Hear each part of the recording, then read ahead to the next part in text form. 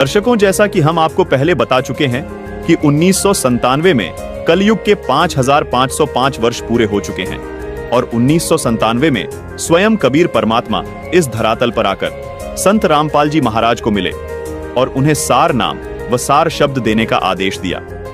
अब आपको ये बात जानकर हैरानी होगी, जिस महापुरुष की बात भविष्य मालिका पुराण और कबीर सागर कर रहे हैं, वो महापुरुष कोई और नहीं बल्कि संत रामपाल जी महाराज ही हैं। जो महापुरुष 13वें पंथ का प्रवर्तक होगा, वो संत कोई और नहीं बल्कि संत रामपाल जी महाराज ही हैं। संत रामपाल जी महाराज ही वो संत हैं जो सब धर्मों को एक करके आदि सनातन धर्म की स्थापना करेंगे।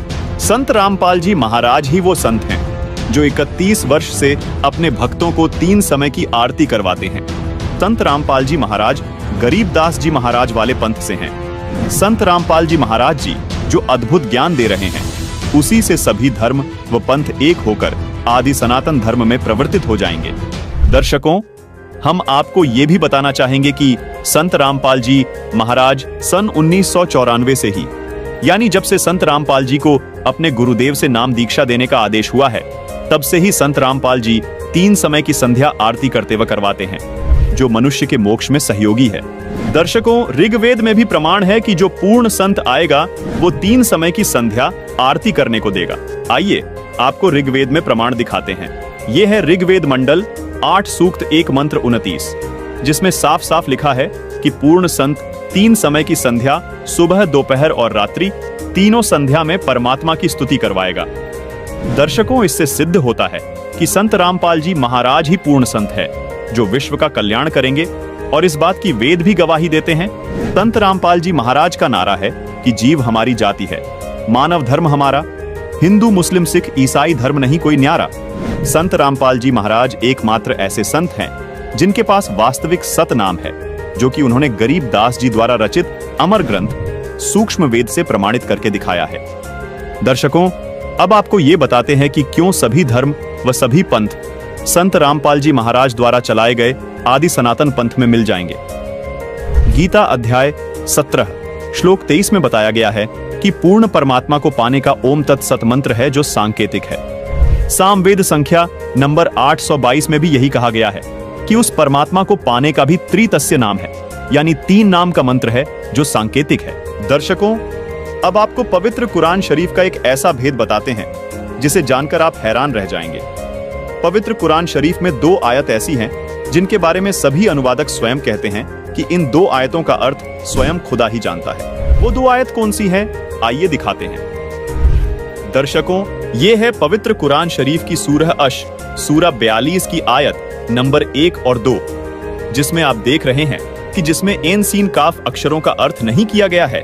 आइए इसे विस्तार से समझाते हैं। एन अरबी भाषा की वर्णमाला का अक्षर है जो देवनागरी यानी हिंदी वर्णमाला का अ अक्षर है। सीन अरबी भाषा की वर्णमाला का अक्षर है जो देवनागरी हिंदी भाषा का स अक्षर है। इसी तरह काफ भी अरबी वर्णमाला का अक्षर है जो देवनागरी हिंदी वर्णमाला का क अक्षर है। दर्शकों, यहाँ रहस्य की बात यह है कि जो गीता अध्याय 17 श्लोक 23 में परम अक्षर ब्रह्म यानी पूर्ण परमात्मा को पाने के जो ओम तत् सत मंत्र बताए हैं, उनके वास्तविक मंत्र के प्रथम अक्षर का संकेत है। जैसे ओम का पहला अक्षर अ है, कुरान शरीफ में इसी ओम को एन कहा है, यानी यह एन अक्षर ओम का कोड वर्ड है। इसी प्रकार जो तत् नाम है उसका वास्तविक मंत्र सोहम है, जिसको कुरान शरीफ में सीन कहा गया है, यानी स अक्षर सोहम शब्द का प्रथम अक्षर है जो कुरान शरीफ में लिखे सीन अक्षर का कोड वर्ड है। इसी प्रकार कुरान शरीफ में बताया गया काफ मंत्र गीता में बताए गए तीसरे सत मंत्र के वास्तविक मंत्र का पहला अक्षर है जो कोड वर्ड है।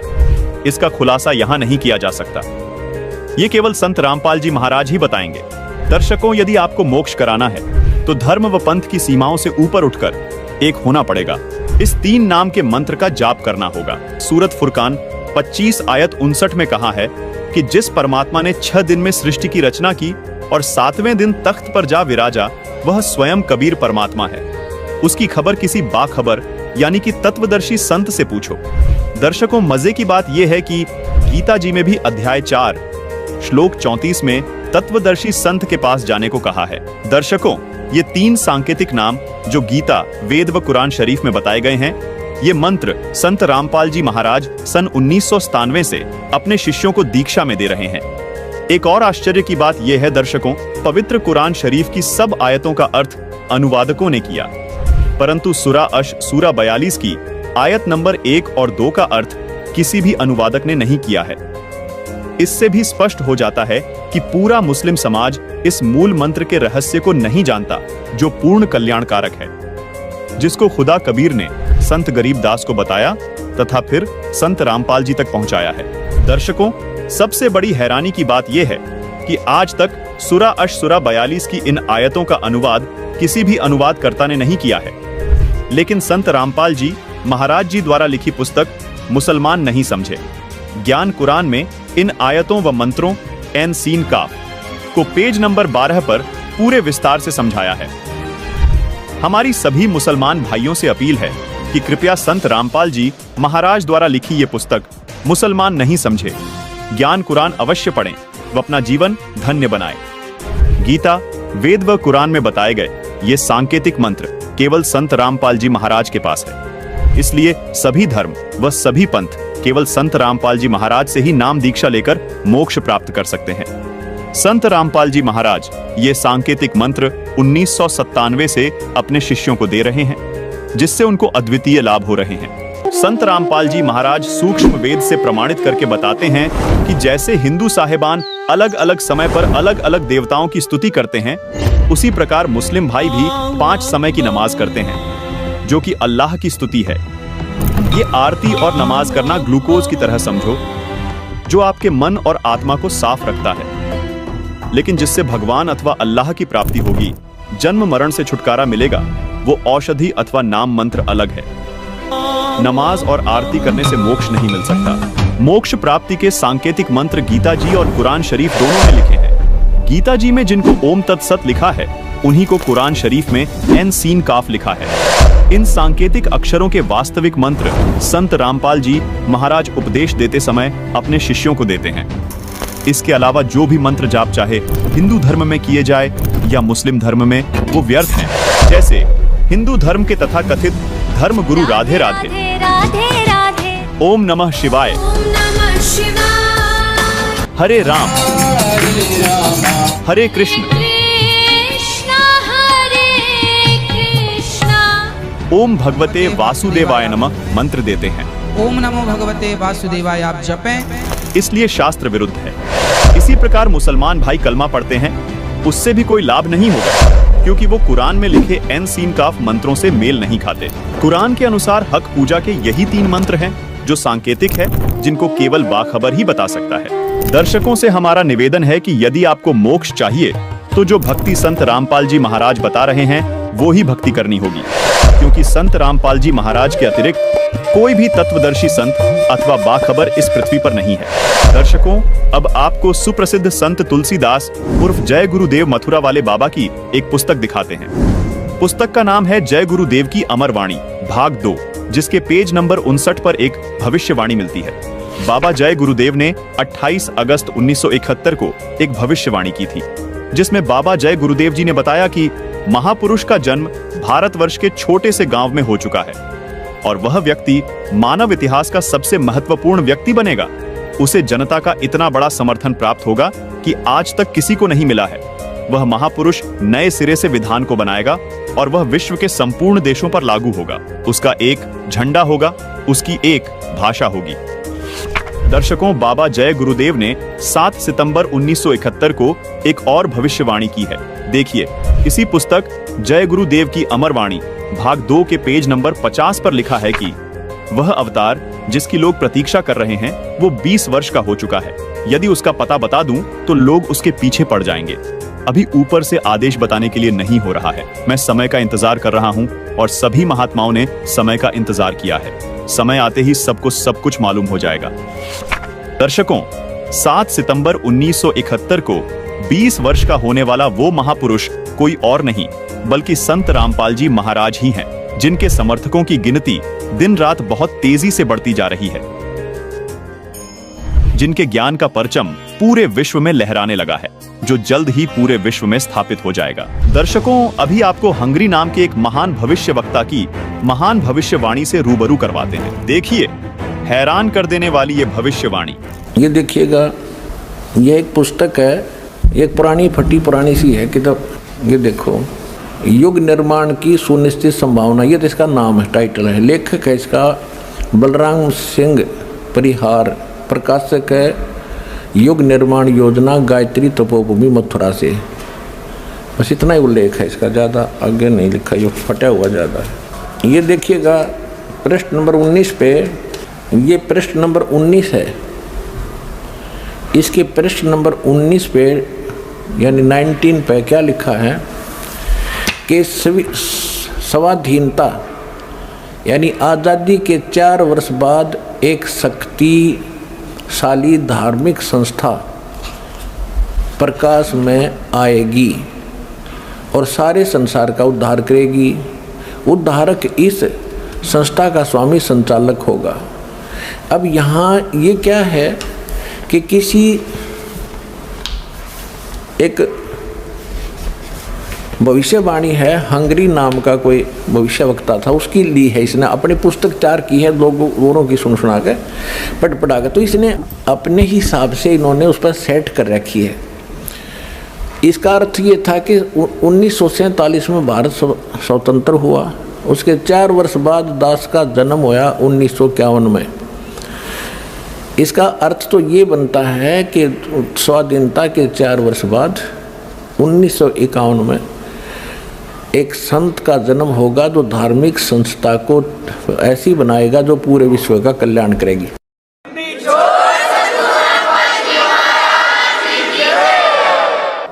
यहाँ थोड़ी सी गड़बड़ कर जाते हैं, अब और दिखाते हैं।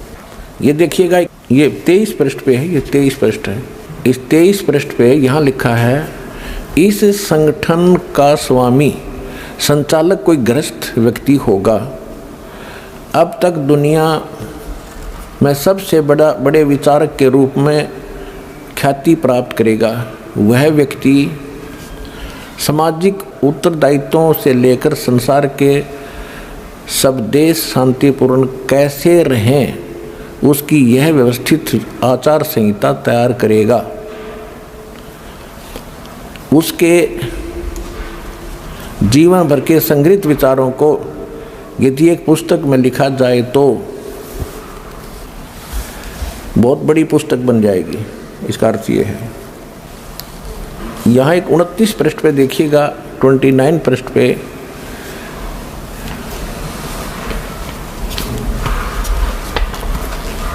एशिया के किसी देश, संभवतः भारतवर्ष में एक नम्र ग्रामीण परिवार में एक महान आत्मा ने जन्म ले लिया है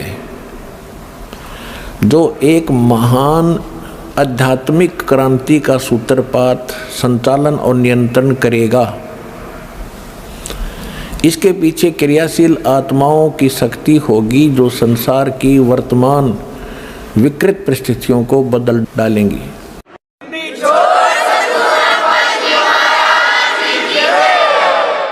उन्नीस 1999 में ये क्या बोला गया है कि एक ऐसे व्यक्ति ने जन्म लिया है जिसकी अकेले ही उत्पादित शक्ति किसी भी शक्ति संपन्न राष्ट्र के बराबर होगी। वह एक भाषा, एक संस्कृति, एक धर्म की आचार संहिता सर्जन करेगा।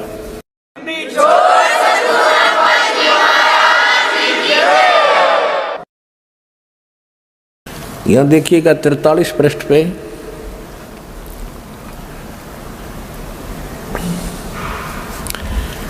यहाँ लिखा है कि दिव्य देहधारी पुरुष ने जन्म लिया है। वे सबके मन में प्रसन्नता भरेंगे, दुनिया भर के कष्ट दूर करेंगे। अन्यायी और अत्याचारियों को भी वह ठीक करेंगे। रात्रि के प्रथम पहर में जब मैं प्रगाढ़ निद्रा में होता हूँ तो स्वप्न में एक दिव्य पुरुष को देखता हूँ, दिव्य व्यक्ति को। किसी जलाशय के निकट बैठे हुए इस योगी के मस्तक में दोनों भावों के जहाँ मिलती हैं तो उसमें अर्ध चंद्रमा के दृश्य होते हैं। उसके बाल सफ़ेद हैं, सुब्बर वेशभूषा है यानी साधारण सुंदर, वर्ण गौर है, गोरा कलर है। तथा पैरों में चर्म विहीन पाहन यानी पादुकाएं हैं, बिना चमड़े की जूतियां पहनता है। आज तो हमने पूरे अनुयायियों से कोई बैन लगा रखा है कि चमड़े की जूती तुमने पहननी है, नहीं मैं तो पैरूं था कितने।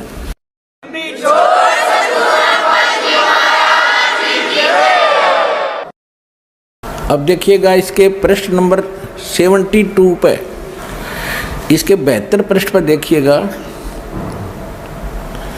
यहाँ लिखा है कि इतिहास के अद्वितीय महापुरुष के बारे में नॉस्ट्रेडमस ने भी कुछ संकेत दिए हैं। उसके मस्तक में चंद्रमा होगा, वेशभूषा बहुत सादी होगी, यानी लाल पीले कपड़े नहीं होंगे, उसके लंगोट लंगाट बांध के नहीं घूमेगा। 2 विवाह होंगे, 2 पुत्र होंगे, 2 पुत्रियां होंगी। अब यहाँ इसके ऊपर थोड़ा सा आपको संस्कार का भी बताऊंगा। इन संपूर्ण भविष्यवाणियों का लिंक नीचे डिस्क्रिप्शन बॉक्स में दिया गया है। दर्शकों, भविष्य वक्ता की ये भविष्यवाणी केवल संत रामपाल जी महाराज पर ही सटीक बैठती हैं, जिसमें उन्होंने कहा है कि 1951 में एक संत का जन्म होगा, जिसकी अध्यक्षता में एक धार्मिक संस्था का निर्माण होगा जो पूरे विश्व का कल्याण करेगी।